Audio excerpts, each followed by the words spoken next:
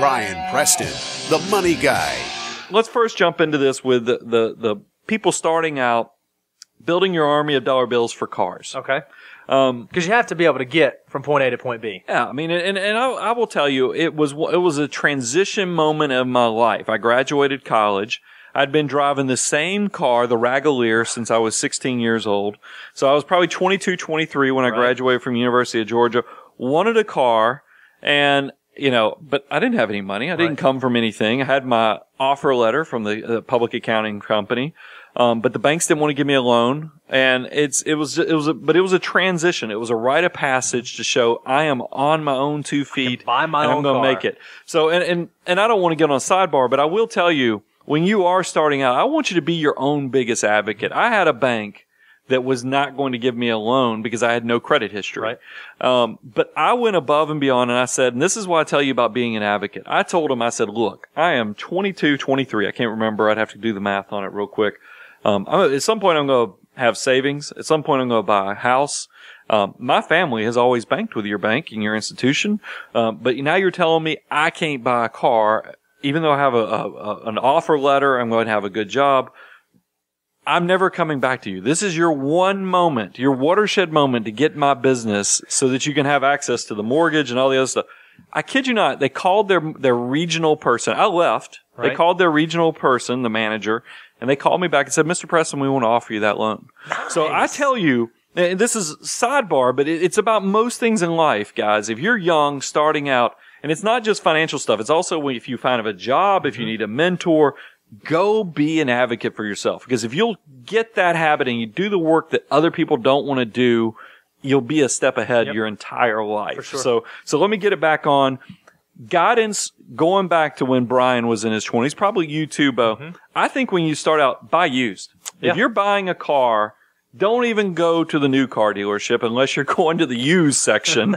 But buy used. I think buying used is a good thing because it allows you to let somebody else pay that 2 to 3 years of heavy depreciation that you get with a brand new car. And obviously the price point for buying a used car is much lower than a new car. And when you don't have resources and you don't have access to the kind of capital that maybe a new car would require, used car does allow you to get in that vehicle and get it paid off maybe even a little bit quicker than if you were buying brand new.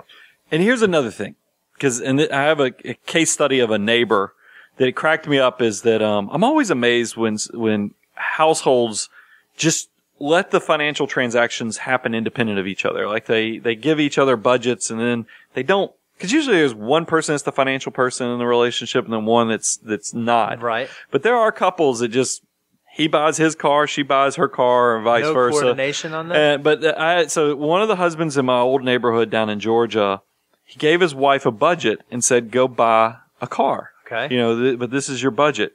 She came back with a Maserati. Now you hear that and you're like, Maserati? That's awesome. Must have been a big given her budget. a pretty healthy budget. No. Here's the guidance I give you. Before you buy a used car, know the length of time that you need that car to provide functional utility for you. Okay. And here's why I tell you this is because it sounds great that she bought a used Maserati. Right. But as we all know, some of these more fancier cars require much more maintenance, require much higher cost of driving, ongoing. The repairs, maybe and I don't know if Maserati is I haven't seen it on any consumer reports list, so we'll just leave it at that. But I think if you will go into it knowing how long you need this car, that's probably going to be a nice guardrail to keep you in the more reliable section of buying the Hondas, the Toyotas, and things like that, instead of looking at a Maserati. Because let's face it, some of the higher brands, they all become affordable at some point. You can go buy a 6-year-old Maserati, and it probably costs about the same as a 2-year-old Honda Accord. Right. But it's a 6-year-old car that's going to have a lot more things going on. So make sure you know what the safe window of time where you're counting on, you go in the car in the morning, push the button to crank it up, and it cranks up, and that will help keep you safe on that. And I think it's important, Brian. You said what this does is it kind of establishes right to the beginning these guardrails, and I feel like we see it all the time where someone starts out and they lose sight of those guardrails, and maybe they do buy, they finish school or get their first job or finish medical school. We see this one a lot. And they decide to reward themselves for all their hard work, and they go out and buy that high-end luxury automobile when maybe that's not the perfect time to buy your dream car. Yeah. I think it's a beautiful case study that your dream car that you just bought happened in your mid-40s, not in your mid-20s. And there's something to be said for that. We all know cars are horrible. They're not investments. They depreciate. They're disposable after a few years. So this is a use asset, not something that we're counting on in very small, select, antique, collectible type. Those are the only assets where cars actually appreciate. And our goal is we want you balance sheet wealthy, not income statement wealthy. And you picked on doctors, and we pick on doctors a good bit. I mean, a lot of you guys listening, you are the outside, the bell curve of behavior of doctors, and the fact that it is not uncommon, because doctors unfortunately go through a lot of school, build up a lot of student loan debt. And then they get out, in their late 20s, early 30s, get through their residency, and then they reward themselves with that first big purchase. It's just sometimes they do it a little out of order. So I think that's a great point. This is going to surprise people because we don't like debt. I mean, I'm not a debt person at all. I try to get out of debt as fast as possible, paying off credit cards and everything else. But I think it's okay when you're first starting out, and building that army of dollar bills, if you need to finance for 48 months, and you're like, wait a minute, I just listened to Brian do a show where he said don't finance a car more than 36 months. Right. Do you remember? We've given that guidance. That is our traditional guidance. 36 months is still my guidance. However, I understand when you're first starting out, I'm thinking about early 20s, Brian had nothing in the bank and was just trying to have reliable transportation. I did a 48-month loan. Sure. Now, I still want you to try to have that car paid off within 36 months. Mm-hmm. But I understand when you're first starting out, you might need a little extra window of flexibility to keep the finances in order so that you're not having to, put money on the credit card or something else that puts you in a bad situation. But if you are, and this will also help give you some guidelines.